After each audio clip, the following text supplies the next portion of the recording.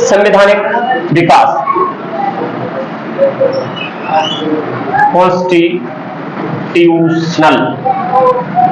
Development है ना, संवैधानिक विकास पढ़ेंगे।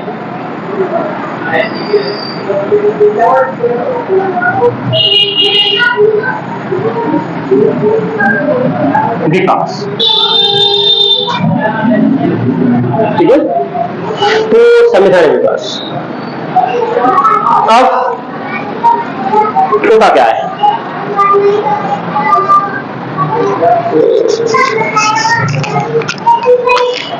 हाँ, तो होता क्या है, 1600 ईस्वी में जाते हैं ना थोड़ा सा, क्योंकि अपने यहाँ पर शासन किसने किया? ब्रिटेन ने किया। तो ब्रिटेन ने जब शासन किया है तो ब्रिटेन का बारे में यहाँ पर ब्रिटिश ईस्ट इंडिया कंपनी के बारे में को पढ़ना होगा।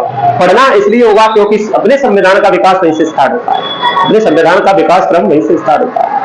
तो 1600 ईस्वी में होता क्या है, यूरोपीय देश थे, यूरोपीय देशों को क्या पश्चिमी देश कहते हैं? क्या कहते हैं? पश्चिमी देश। ऐसा बता दें कि भाई 1600 ईस्वी में ना, कब? 1600 ईस्वी में। 1600 ईस्वी में यूरोप की जो कंट्री थी, देश थे, वो क्या कर रहे थे? नए नए उपनिवेश ढूंढ रहे थे। उपनिवेश का मतलब है जहां पर मैं जाऊं, कच्चा माल हो, वहां से क्या करें, कच्चा माल को अपने यहाँ पर लाए, ला करके उसको पक्का माल बना करके उन देशों में बेचें। जिससे क्या होगा? अपना व्यापार बढ़ेगा। तो व्यापार ढूंढ रहे थे ना यूरोपीय कंट्री का, पूर्व के देशों में क्या कर रहे थे? व्यापार के लिए मार्केट है ना, बाजार ढूंढ रहे थे। ठीक है, तो यूरोप की जितनी भी कंट्री थी या फिर कहें तो पश्चिमी देश थे ना, वो क्या पूर्वी देशों की तरफ हो रहे थे और वहां पर वो क्या कर रहे थे? व्यापार कर रहे थे, और व्यापार में कई गुना मुनाफा कमा करके अपने देशों में ले जा करके उसको खर्च कर रहे थे और अपने देशों का विकास कर रहे थे। आगे समझ में? ठीक है, तो अब इसका प्रभाव किस पर? इंग्लैंड मतलब ब्रिटेन पर पड़ा। तो ब्रिटेन में 1600 ईस्वी में ना, 1600, ठीक है, 1600 ईस्वी में ब्रिटेन में कितने? 217 साझेदार है ना, शेयर होल्डर ने एक कंपनी बनाई और रानी के पास गए। ठीक है, उस समय ब्रिटेन की रानी एलिजाबेथ प्रथम थी। रानी के पास गए और रानी से बोला कि भाई अपने जो अड़ोसी पड़ोसी है ना, वो जो क्या पूर्व के देशों में ना, जैसे भारत हो गया, हमारा भारत हो गया, और इधर मलेशिया वगैरह हो गया, इंडोनेशिया वगैरह हो गया ना। ठीक है, हालांकि अफगानिस्तान हो गया, म्यांमार हो गया, इंडिया में शामिल था तब तो। ठीक है, लेकिन इधर कौन सा? इंडोनेशिया हो गया, मलेशिया हो गया। तो ये कौन से थे? पूर्व के देश थे। जापान हो गया पूर्व के देश, चीन हो गया जापान के देश थे। तो यहां पर क्या, जो पश्चिमी के देश थे वो कहां? यहां पर आ रहे थे। मैंने कहा यहाँ कहीं के लिए? बाजार के लिए, मुनाफा कमाने के लिए। वहां से चीज लाते, यहाँ बेच देते, यहाँ से चीजें ले जाते थे, यहाँ पे बेच देते। तो इस प्रकार से कई गुना मुनाफा कमा रहे थे। तो मैंने कहा 217 साझेदार कहां गए? रानी के पास गए। रानी से बोले कि भाई ये अपने पड़ोसी देश हैं, वो कहां पर जा रहे हैं? पूर्व के देशों के पास जा रहे हैं, और वहां से वो क्या लाते हैं? माल लेकर के आते हैं, अपने यहाँ पर गला देते हैं और अपने यहाँ से लेकर के वहां जाते हैं। तो कई गुना मुनाफा कमा रहे हैं, मतलब व्यापार कर रहे हो, कई गुना मुनाफा कमा रहे हैं। तो उन्होंने कहा कि तो हमें भी क्या दो, तुम अधिकार दे दो। ठीक है, व्यापार के लिए अधिकार दे दो, जिससे कि हम वहां पर जाएं, भारत और जो इंडोनेशिया मलेशिया जैसे देश है वहां पर जाएं और व्यापार करके आए, कई गुना मुनाफा कमा करके अपने देश में उसको इन्वेस्ट करें। तो उसमें उन्होंने रानी को भी शरीक कर लिया। समझ में आ रहा है? तो अब तो रानी को बात माननी थी। तो रानी ने क्या करा? एक क्या दे दिया? एक अधिकार पत्र दे दिया। समझ में आ रहा है? एक चार्टर लिख दिया उनके लिए ना, एक अधिनियम बना दिया ना कि फिर जाओ तुम पूर्व के देशों के साथ व्यापार करो, और व्यापार से जो मुनाफा कमाए वो हमारे यहाँ पर क्या करो? लाओ, और हम अपने देश का फिर और ज्यादा विकास कर सकते हैं। समझ में आ रहा है? तो इस प्रकार से कब? 1600 ईस्वी में कौन? ब्रिटिश ईस्ट इंडिया कंपनी कहां गई? भारत आ गई। कब आ गई? 1600 ईस्वी में। ठीक है, कौन? British east India company. ठीक है, कहां आई? कितने? 117 साझेदार है ना, 117 नहीं, 217 हो गए। 217 साझेदार, शेयर होल्डर, साझेदार। ठीक है, रानी एलिजाबेथ प्रथम। कौन सी? एलिजाबेथ प्रथम। ठीक है, रानी एलिजाबेथ प्रथम है ना, से क्या लेके आए? अधिकार, व्यापार के एकाधिकार।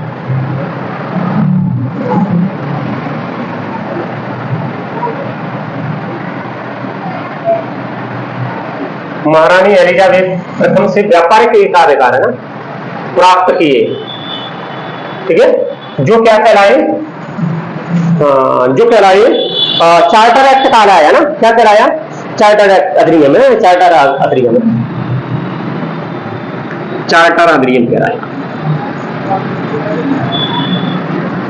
समझ में आ रहा है? तो रानी ने क्या करा, एक चार्टर अधिनियम को पास कराया और क्या करा, ब्रिटेन की जो ब्रिटिश ईस्ट इंडिया कंपनी थी ना, उसको भारत में व्यापार करने के लिए क्या दे दिया, एकाधिकार दे दिया कि भैया जाओ भारत में व्यापार करो, कोई दिक्कत नहीं है हमें, ना, ठीक है। तो जब 1600 ईस्वी में क्या आ गई, ईस्ट इंडिया कंपनी यहां पर आ गई, समझ में आ रहा, ईस्ट इंडिया कंपनी यहां पर आ गई। तो ईस्ट इंडिया कंपनी करके लिए आई थी भारत में व्यापार को एकाधिकार करने के लिए आई, मतलब व्यापार करने के लिए आई, ठीक है। व्यापार करने के लिए प्रारंभ में अगर देखा जाए तो विशुद्ध रूप से व्यापारिक संस्थाई थी और व्यापार करने के लिए भारत में आई है ना। लेकिन इस कंपनी की कालांतर में अगर आगे देखें तो कालांतर में इस कंपनी की क्या थी, महत्वाकांक्षा बढ़ती गई, ठीक है। अब व्यापार की जगह इसने क्या कर दिया, वहां की तब की कालांतर की राजनीतिक परिस्थितियों के कारण, है ना, यहां पर क्या कर दिया, धीरे धीरे सत्ता जमाने का काम कर दिया। आगे समझ में, स्टार्टिंग में आई के लिए थी व्यापार करने के लिए, लेकिन यहाँ की राजनीतिक परिस्थितियों को देख करके उसने क्या कहा, यहाँ पर सत्ता स्थापित करने का काम कर दिया। छोटे छोटे क्षेत्रों में पहले किया, फिर बड़े क्षेत्र पर किया, ठीक है। तो इसने क्या करा, क्षेत्रीय सत्ता पर कब्जा यहाँ करने का काम यहाँ पर किया, ठीक है। फिर माध्यम से, ठीक है, इसके माध्यम से ब्रिटिश संसद भारत पर क्या कर रही थी, धीरे धीरे धीरे धीरे कब्जा कर रही थी। कह के ब्रिटिश ईस्ट इंडिया कंपनी के माध्यम से ब्रिटिश संसद भारत पर क्या कर रही थी, क्या अपने कब्जा कर रही थी, नियंत्रण में, अपने नियंत्रण में भारत को ले रही थी। समझ आ रहा है, मतलब छोटी छोटी जगहों पर पहले ब्रिटिश ईस्ट इंडिया कंपनी ने क्या किया, व्यापार किया, व्यापार करने के बाद वहां पर राजनीतिक परिस्थितियों को देखते हुए बोली कोई दिक्कत नहीं है, अपने यहाँ पर क्या कर सकते हैं, सत्ता स्थापित कर सकते हैं। सत्ता स्थापित की सबसे पहले बंगाल में गए, बिहार, बंगाल, उड़ीसा, मद्रास, ठीक है, बंबई, ये उन्होंने ब्रिटिश प्रेसिडेंटी बनाई, वहां पर सत्ता स्थापित की, ठीक है। फिर ब्रिटेन की जो संसद थी, है ना, ब्रिटेन की संसद जब यहाँ पर सत्ता स्थापित कर ली उन्होंने धीरे धीरे, क्योंकि उस समय देखा जाए तो 1764 ईस्वी में और 1757 ईस्वी में प्लासी का युद्ध हुआ। प्लासी के युद्ध के बाद कौन सा, बक्सर का युद्ध हुआ। बक्सर के बाद तो यही निर्धारित हो गया कि भाई अब अंग्रेजों का यहाँ से जाना तय नहीं हुआ और यहाँ पर क्या हो गया, नियंत्रण करना तय हो गया। समझ में आ रहा है, सत्ता स्थापित हो गई है ना। अब पता नहीं कितने सालों तक यहाँ पर सत्ता स्थापित रहेगी ना। 1764 में बक्सर युद्ध ने फाइनल डिसीजन दे दिया कि अब यहाँ की सत्ता को कौन संभालेगा, अंग्रेज लोग संभालेंगे ना, ठीक है। तो क्वेश्चन आता है कि भाई इन्होंने क्या करा, धीरे धीरे करके यहाँ की राजनीतिक सत्ता स्थापित की और आर्थिक नीतियों पर भी नियंत्रण रख लिया। धीरे धीरे करके क्या, आर्थिक नियंत्रण, आर्थिक नीतियों के लिए इन्होंने आदेश जो है यहाँ के लिए आदेश निर्धारित किए। समझ में आ रहा है, और यही आदेश निर्देश में जाकर के क्या अधिनियम बन जाते हैं। आगे समझ में, यही कानून बन जाते, ठीक है। फिर मैंने कहा 1726 ईस्वी में, पॉइंट नंबर 2, 1726 ईस्वी में, समझ में आ रहा है। अभी बक्सर का युद्ध और प्लासी के युद्ध नहीं हुए हैं चूंकि, तो अभी उन्होंने छोटी छोटी जगह पर, जैसे बंगाल में, जैसे उड़ीसा में, जैसे मद्रास में, जैसे बॉम्बे में, वहां पर क्या कर लिया, छोटी छोटी जगहों पर सत्ता स्थापित कर ली। आगे समझ में, अब सत्ता स्थापित कर ली तो 1726 ईस्वी में, कहां पर, 1726 ईस्वी में कलकत्ता हो गया तुम्हारा, मुंबई हो गया, मद्रास, ये 3 प्रेसिडेंटी थी। वहां पर गवर्नर, वहां पर क्या होते थे, गवर्नर होते थे और गवर्नर की परिषद होती थी ना। उनको ब्रिटेन की सरकार ने, वहां की संसद ने क्या दे दिया, अधिकार दे दिया कि भाई तुम यहाँ के लिए कोई भी कानून क्या बना सकते हो, कानून बना सकते हो, विधि बना सकते हो। कब, 1726 ईस्वी। आगे समझ में, ठीक है। तो यहां पर ये पॉइंट आता है कलकत्ता, ठीक है, कलकत्ता, मुंबई तथा मद्रास, कलकत्ता, मुंबई तथा मद्रास प्रेसिडेंटियों, मद्रास प्रेसिडेंसियों क्या दे दिया कि गवर्नर को क्या दे दिए, विधि बनाने का अधिकार दे दिया। विधि बनाने का अधिकार दे दिया।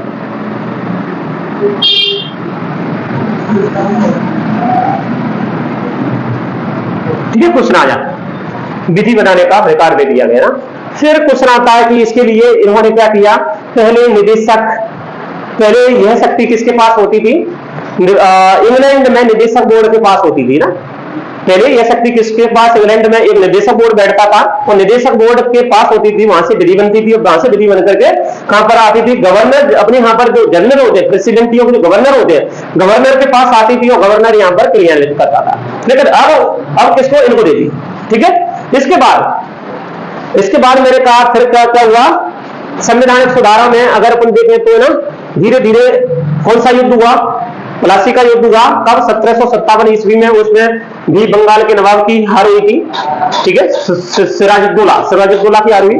फिर मैंने कहा 1764 है ना, 1764 ईस्वी में बक्सर का युद्ध हुआ। बक्सर के युद्ध में भी क्या, अंग्रेजों ने यहाँ के नवाबों को हराया। समझ आ रहा है, नवाबों को हराया और अंग्रेजों ने यहाँ पर भारत में सत्ता स्थापित कर ली। समझ में आ रहा है। अब हुआ क्या, 1765 ईस्वी में, ऐसे टू पॉइंट अपन लिखते जाएंगे। 1765 ईस्वी में, 1764 ईस्वी में क्या हुआ, बक्सर का युद्ध हुआ। 1765 ईस्वी में क्या हो गया, एक संधि हुई, इलाहाबाद की संधि। 1757 में प्लासी का युद्ध लिख लो। 1757 में, चलो 1757 लिख लो, 23 अक्टूबर, शायद 23 अक्टूबर है या जून में, 23 जून है ना, जून में कहीं। तो 1757 में प्लासी का युद्ध हुआ। ये युद्ध का जरूरत नहीं है अभी, तुम क्या पढ़ रहे हैं, संविधान पर। फिर 1764 ईस्वी में बक्सर का युद्ध हुआ। ठीक है, बक्सर का युद्ध हुआ। इसमें कौन जीत हुई, अंग्रेजों की जीत हुई।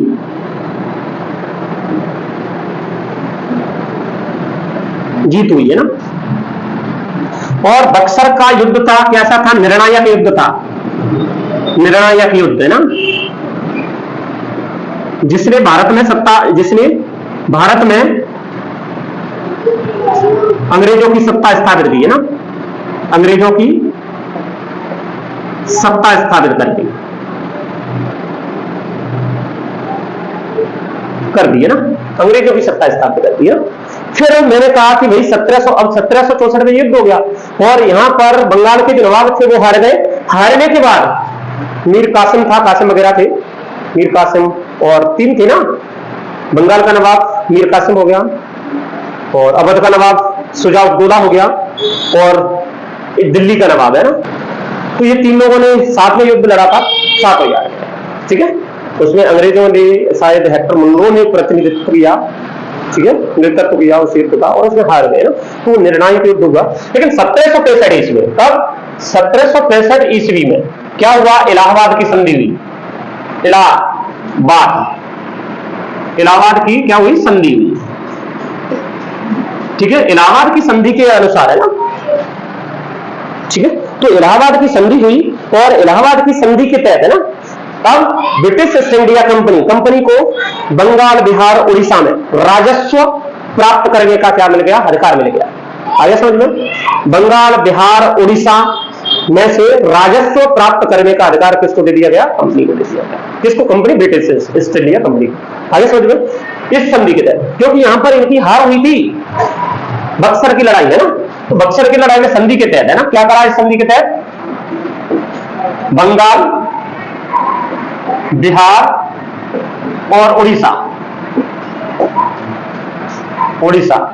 से राजस्व प्राप्त करने का अधिकार। ठीक है, किसको, ईस्ट इंडिया कंपनी को मिल गया, ब्रिटिश ईस्ट इंडिया कंपनी को मिल गया, मिला। ठीक है, अब बताओ, कोई राजस्व प्राप्त करेगा तो क्या करेगा, उसमें बहुत सारा पैसा हो जाएगा, वो अपने देश से भाग जाएगा। समझ आ रहा है। तो होता क्या था, अब इनको राजस्व वसूल कर, ब्रिटिश ईस्ट इंडिया कंपनी को राजस्व वसूल करने का अधिकार कहां के लिए मिल गया, 3 क्षेत्रों में, बंगाल, बिहार, उड़ीसा से राजस्व प्राप्त करने का अधिकार मिल गया। तो उन्होंने क्या किया, जो कंपनी के अधिकारी कर्मचारी ब्रिटेन से आते हैं यहाँ पर और यहां से क्या करते थे, लूट खसोट करके बहुत सारा धन कमा करके अपने देश भाग जाते। समझ आ रहा है। और इससे कंपनी को लॉस हो रहा था। किसी ने राजस्व प्राप्त किया, घपला किया, पैसा वाला बन गया, वो पेड़ चला गया, ब्रिटेन चला गया। तो ब्रिटेन में देखा गया, वहां के लोग देख रहे थे, यार ये लोग भारत में जाते हैं और खूब सारा धन कमाते हैं और कमा करके यहां जाते हैं, ऐसा क्या है भारत में। समझ आ रहा है। और वहां की सरकार भी देख रही थी, अपन कंपनी में कर्मचारी और अधिकारियों को नियुक्त करते हैं, वो पैसे वाले बन के चले जाते हैं और कंपनी लॉस में जा रही है, ऐसा क्या है। समझ आ रहा है। जैसे अभी अधिकारी और कर्मचारी क्या करते हैं, अगर इनकम टैक्स में लग जाए तो क्या करेंगे, पहले अपने घर को भरेंगे। उसी प्रकार से वहां पे चल रहा था ना, जो अधिकारी कर्मचारी ब्रिटिश ईस्ट इंडिया कंपनी के थे, राजस्व वसूल करते थे, वो खुद ही पैसा वाले घपले करके, भ्रष्टाचार करके और अपने देश में भाग जाते। ठीक है। और दूसरी तरफ ब्रिटिश ईस्ट इंडिया कंपनी को लगातार युद्ध भी करना पड़ रहा था, यहाँ के क्षेत्रीय युद्ध। समझ में आ रहा है, यहाँ के क्षेत्रों से। तो इसी प्रकार से ब्रिटिश ईस्ट इंडिया कंपनी की आर्थिक व्यवस्था कैसी चरमरा गई और खराब हो गई, बुरी हालत हो गई। अब ब्रिटिश ईस्ट इंडिया कंपनी ने क्या किया, अपनी आर्थिक मदद के लिए कहां पर, संसद में एक प्रस्ताव पास कराया। समझ में आ रहा है, ब्रिटेन की संसद में, क्योंकि कंपनी नहीं की थी, तो ब्रिटेन की संसद में एक प्रस्ताव भेजा। तो ब्रिटेन की संसद ने क्या करा, वहां पर भ्रष्टाचार चल रहा था, लूट खसोट चल रही थी, कुशासन चल रहा था, उसको समाप्त करने के लिए, उसको कम करने के लिए या फिर समाप्त करने के लिए क्या भेजा, एक अधिनियम पास किया। उस अधिनियम को कहा गया रेगुलेटिंग एक्ट। आगे समझ गए। उस अधिनियम को क्या कहा गया, रेगुलेटिंग एक्ट। अब यहां से अपना संविधान में स्टार्ट होता है, क्योंकि वहां से ब्रिटेन की संसद से क्या बन के आएंगे, कानून बन के आएंगे, जहां पर वो लागू होंगे। ठीक है। तो इसे और कर लेते हैं इस पॉइंट को ना। तो ब्रिटेन की संसद से क्या हुआ, पास हुआ रेगुलेटिंग एक्ट। ठीक है। आगे समझ में क्वेश्चन आता है कि रेगुलेटिंग एक्ट पास क्यों किया गया। समझ आ रहा है, ब्रिटेन की संसद ने रेगुलेटिंग एक्ट क्यों पास करा। ठीक है। और ये क्वेश्चन अपने 8वें 10वें में खूब पढ़े हैं, कब पास करा। तो कहते हैं भाई का कंपनी को अधिकार कब, 1726 में कंपनी को क्या मिल गया था। हाँ, 1726 में नहीं, कहते हैं इलाहाबाद की संधि। 1765 में इलाहाबाद की संधि के तहत को ब्रिटिश ईस्ट इंडिया कंपनी को राजस्व वसूल करने का अधिकार कहां मिल गया, उड़ीसा, बिहार, बंगाल में मिल गया था राजस्व वसूल करने का अधिकार, है ना। तो वहां पर क्या कर रहे थे, जो कंपनी के अधिकारी कर्मचारी थे, वो यहां से राजस्व वसूल कर रहे थे और खूब सारा भ्रष्टाचार कर रहे थे ना। समझ आ रहा है, भ्रष्टाचार करके वो अपने देश में चले जाते और वहां पर पैसा वाले बन जाते ना। तो इस प्रकार कंपनी को लगातार युद्ध भी करना पड़ रहा था यहाँ के क्षेत्रीय क्षेत्रों से। तो इस प्रकार कंपनी कैसी हो गई, उसकी आर्थिक व्यवस्था खराब हो गई, आर्थिक तौर पर कहीं तो दोबारा निकल गया। और कंपनी ने ये प्रस्ताव आर्थिक स्थिति को सुधारने के लिए या आर्थिक मदद के लिए प्रस्ताव कहां, ब्रिटेन की संसद में भेजा। ठीक है। वो ब्रिटेन की संसद ने फिर वहां से इस भ्रष्टाचार और कुशासन को दूर करने के लिए वहां से क्या करा, रेगुलेटिंग एक्ट पास किया। समझ में आ रहा है, रेगुलेटिंग एक्ट पास किया ना। तो रेगुलेटिंग एक्ट पास किया तो उसमें क्या क्या प्रावधान थे, उसके बारे में अपन फिर से चर्चा कर लेते हैं। मोस्ट इंपोर्टेंट एक्ट है ये, है ना, रेगुलेटिंग एक्ट, है ना। यही तो लिख देते हैं ना, कोई खास ज्यादा नहीं है, अपन कह सकते हैं ना। 1773 का रेगुलेटिंग एक्ट, 1773 ईस्वी का रेगुलेटिंग एक्ट।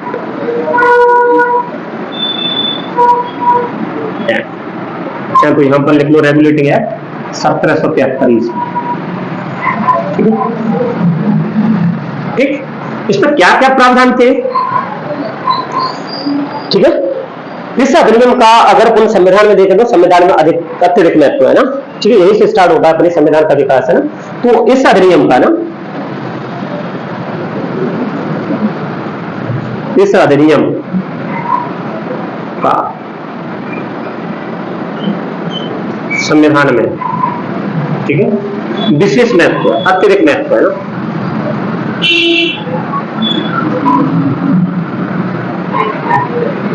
ठीक है। कैसे महत्व है, तो इसने क्या करा, जो ब्रिटिश ईस्ट इंडिया कंपनी के ना जो कार्य थे ना, कार्यों को नियमित और नियंत्रित करने के लिए इस एक्ट को लाया गया। ठीक है।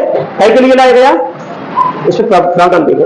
ठीक है। कई के लिए एक्ट था, ईस्ट इंडिया कंपनी है ना, ईस्ट इंडिया कंपनी के कार्यों को नियमित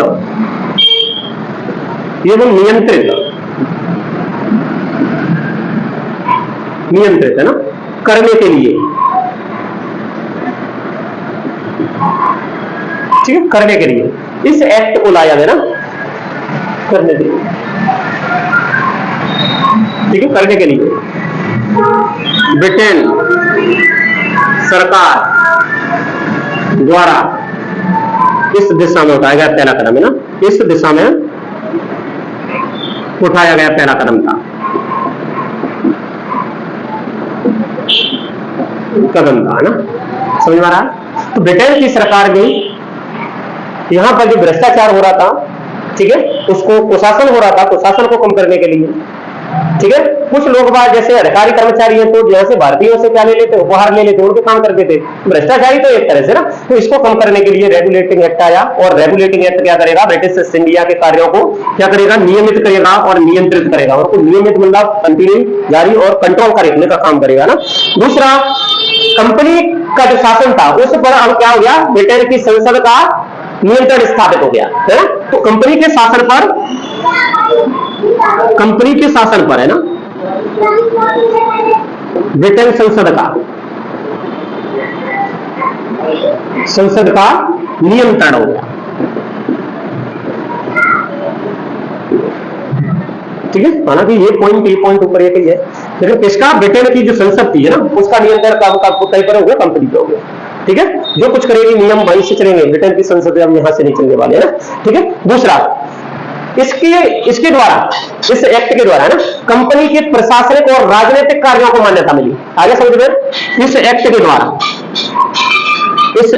द्वारा कंपनी के प्रशासनिक है ना, प्रशासनिक एवं राजनीतिक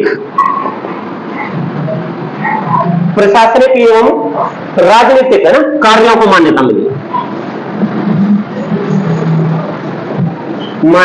है ना, ठीक है। यहां से स्टार्ट होता है, ठीक है। फिर क्वेश्चन आता है कि भाई, क्वेश्चन आता है ना, अब इसमें मोस्ट इंपोर्टेंट क्या कर दिया, most important thing is this, क्या हो गया, क्वेश्चन है जो बंगाल का गवर्नर था, समझ में आ रहा है, बंगाल के गवर्नर को गवर्नर जनरल बना दिया इस एक्ट के तहत। बंगाल में जो गवर्नर था, तो बंगाल के गवर्नर को गवर्नर जनरल बना दिया, और इस गवर्नर जनरल के अंदर में मुंबई मद्रास के जो गवर्नर होते हैं इसके अधीन कर दिए। आगे समझ में, मैंने कहा इस एक्ट के द्वारा, इस अधिनियम के द्वारा क्या बंगाल के गवर्नर को गवर्नर जनरल बना दिया गया, और मुंबई मद्रास के जो गवर्नर थे इसके अधीन कर दिए, इसके अंडर में कर दिए, मतलब वो बंगाल का गवर्नर बड़ा हो गया होगा, उसका पद बड़ा हो गया, तो उसे क्या नाम दे दिया, गवर्नर जनरल, और इसके अंडर में दोनों कर दिए, ब्रिटेन का, बंबई का और मद्रास का। बंबई और मद्रास है ना, बंबई और मद्रास के गवर्नरों को इसके अधीन कर दिया गया। आगे समझ में, तो सबसे बड़ा कौन हो गया, बंगाल का गवर्नर, उसका नाम कर दिया गवर्नर जनरल, और ये दोनों इसके अधीन। आगे समझ में, ठीक है। तो इस अधिनियम के, इस एक्ट है ना, एक्ट मतलब अधिनियम है ना, एक्ट के द्वारा बंगाल के गवर्नर को गवर्नर जनरल है ना, क्या बना दिया, गवर्नर जनरल बना दिया, ठीक है। तथा मुंबई तथा मद्रास की गवर्नरों है ना को इसके अधीन कर दिया गया, इसके अधीन कर दिया, ठीक है, अधीन कर दिया गया। आगे समझ में, ठीक है। इस प्रकार सबसे पहले कौन बना, गवर्नर जनरल, बंगाल का गवर्नर जनरल लॉर्ड वॉरेन हस्टिंग बने ना। पूछना जाता है बंगाल का प्रथम गवर्नर जनरल कौन बना ना, तो लॉर्ड वॉरेन हस्टिंग। आगे समझ में, ठीक है, ऐसे लिख सकते हैं। इसकी अंतर्गत सबसे पहले ना, नोट डाल के लिख लो, सबसे पहले बंगाल का गवर्नर जनरल, ये क्वेश्चन आता है, जनरल कौन बना, लॉर्ड वॉरेन हेस्टिंग्स। कौन बना, लॉर्ड वॉरेन हेस्टिंग्स ना, को बनाया गया, ठीक है। ये मतलब अपन कह सकते हैं 1772 में आया और 1774 ईस्वी में, कब, 1774 ईस्वी में ये बन गया था। आगे समझ में? 1772 से लेकर के 1774 में ये क्या बंगाल का गवर्नर रहा, फिर इसी को बंगाल का गवर्नर जनरल बना दिया गया और बंबई मद्रास के जो गवर्नर थे इसके अधीन कर दिए गए ना। ठीक है, कुछ ना ज्यादा है ना। और ये कहां कब तक रहा? 1774 से लेकर के 1785 तक रहा। ठीक है, 1774 से लेकर के 1785 तक रहा। मतलब इसका ब्रिटिश ईस्ट इंडिया की कंपनी के शासन में इसका महत्वपूर्ण योगदान था ना, इसीलिए ये इतने लंबे समय तक कार्य कर सका उसमें ना। ठीक है, इसके अंतर्गत है ना क्या कलकत्ता प्रेसिडेंटी में एक ऐसी सरकार बनाई गई जिसमें क्या होता था, एक गवर्नर जनरल और उसकी परिषद के 4 सदस्य होते थे। ठीक है, इसी एक्ट के अंतर्गत, इस एक्ट के तहत कहां पर? कलकत्ता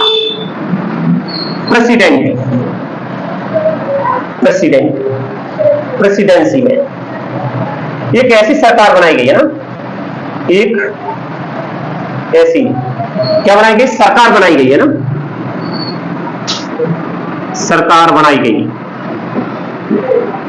जिसमें, समझ में आ रहा है? जिसमें गवर्नर जनरल और उसकी परिषद के 4 सदस्य होते थे, जिसमें गवर्नर जनरल और उसकी परिषद के 4 सदस्य है ना, मोस्ट इंपोर्टेंट, परिषद की 4 सदस्य होते थे। ठीक है, 2-3 पॉइंट और रह गए, उसको भी दिखा देते हैं। मोस्ट इंपोर्टेंट पॉइंट है ना, हो ही गया मान लो। ठीक है, आगे इसमें मोस्ट इंपोर्टेंट एक पॉइंट है कि कलकत्ता में क्या सुप्रीम कोर्ट बनाया गया। समझ में आ रहा है?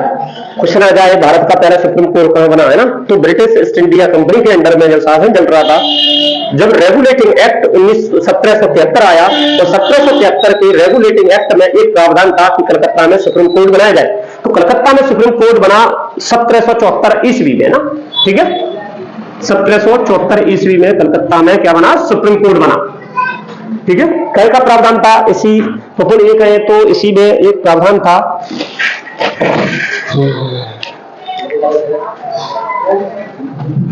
ठीक है, प्रावधान था ना 1774 ईस्वी में।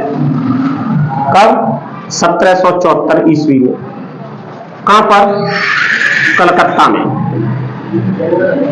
क्या बना? सुप्रीम कोर्ट है। ठीक है, सुप्रीम कोर्ट है, सर्वोच्च न्यायालय, सर्वोच्च न्यायालय। ठीक है, बनाया गया। ठीक है, अब इस सर्वोच्च न्यायालय में ना कितने? एक न्यायाधीश और 3 अन्य न्यायाधीश होते थे ना। ठीक है, इसमें कितने? एक मुख्य न्यायाधीश होता था, एक मुख्य न्यायाधीश होता था, 3 अन्य न्यायाधीश होते थे, अन्य न्यायाधीश होते थे।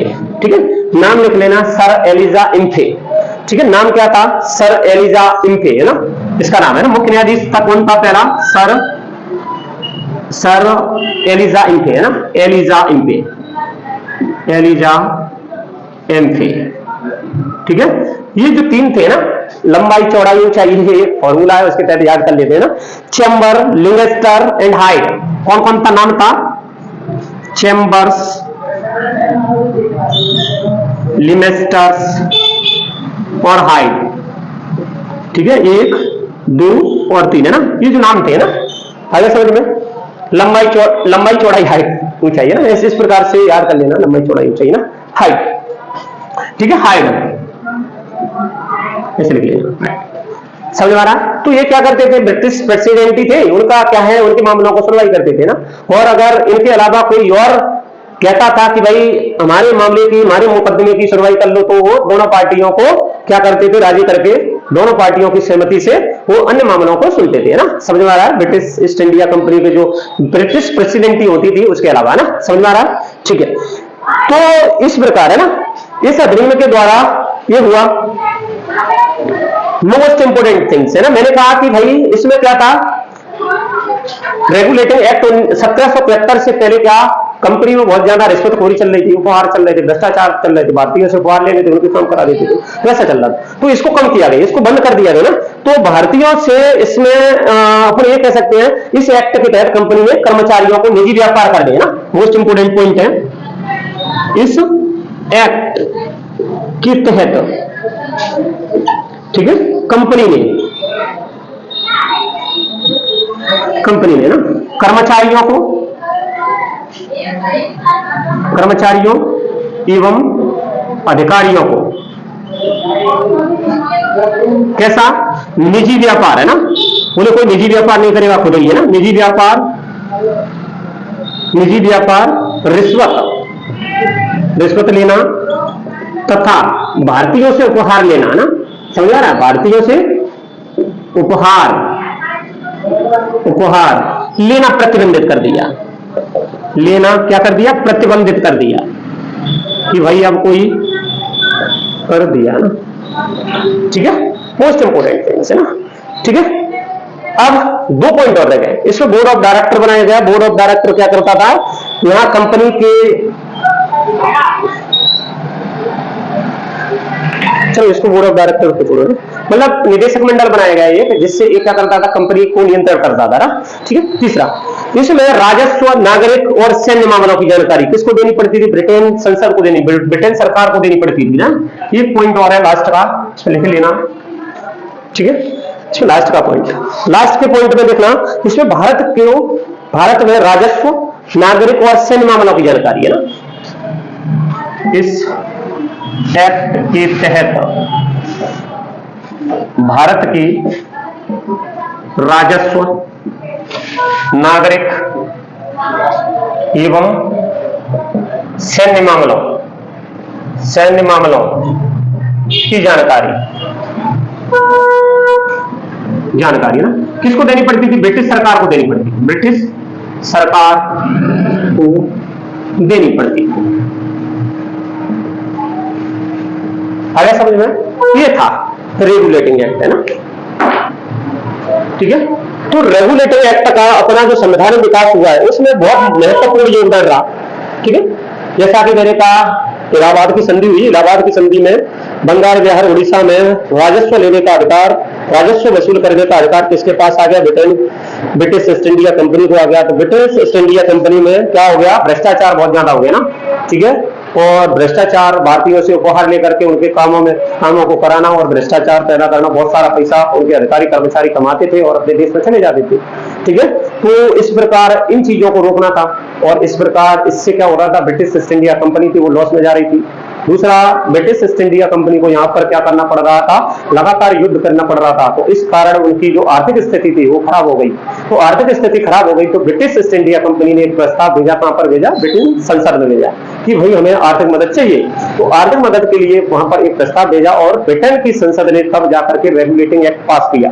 और यही रेगुलेटिंग एक्ट क्या, भारत के जो संविधान है वो विकास क्रम में वहीं से स्टार्ट होता है ना, ठीक है, महत्वपूर्ण योगदान है, अत्यधिक योगदान है उसका, ठीक है। तो इसमें क्या किया, तो पहले तो ब्रिटिश ईस्ट इंडिया कंपनी के अधिकारी कर्मचारी होते थे, उनको क्या करा, उनका रिश्वत लेना प्रतिबंधित कर दिया, भारतीयों से उपहार लेना प्रतिबंधित कर दिया, ना, कोई निजी व्यापार नहीं करेगा ये प्रतिबंधित कर दिया, ठीक है। इसके लिए उन्होंने और क्या किया, उन्होंने एक न्यायालय बनाया, यहाँ पर सर्वोच्च न्यायालय, क्या बनाया, सर्वोच्च न्यायालय बनाया।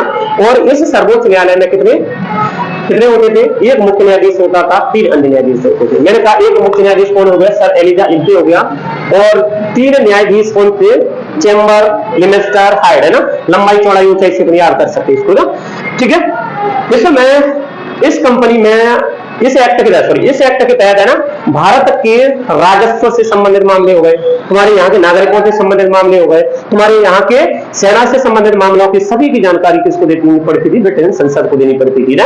इस एक्ट के द्वारा क्या करा गया, बंगाल का जो गवर्नर था अब उसको क्या बना दिया गया, गवर्नर जनरल बना दिया गया, और जो मद्रास और मुंबई के जो गवर्नर थे इसके अधीन कर दिए गए। और इस प्रकार बंगाल का पहला गवर्नर कौन था, governor general Lord Warren Hastings बना ना, पहले वो गवर्नर था, फिर 1773 में ये आया, 1774 में इसको किसका, बंगाल का गवर्नर जनरल बना दिया गया। क्वेश्चन आ जाता है ना, ठीक है। इसके लिए मैंने कहा कि इसमें एक ऐसी सरकार बनाई गई कलकत्ता में, कलकत्ता प्रेसिडेंसी में एक ऐसी सरकार बनाई गई जिसमें गवर्नर जनरल होता था और उसकी परिषद भी 4 सदस्य होते थे, और ये क्या करते थे, ये अपनी सत्ता का उपयोग संयुक्त रूप से करते थे उस समय, उस जगह, उस क्षेत्र में ना, ठीक है।